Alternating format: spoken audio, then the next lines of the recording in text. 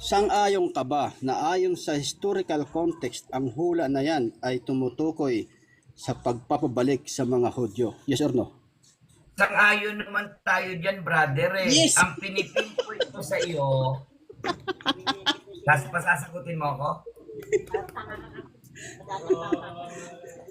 Pero, pagdating sa hula, huwag kang matakot sapagkat ako'y sumasayo, aking dadalhin ang iyong lahi sa silanganan. Saan sa silangan dadalhin yung mga Hudyo at makararating sa kanluran? At batay sa Bible scholar, ito ay propesiya na magaganap sa hinaharap.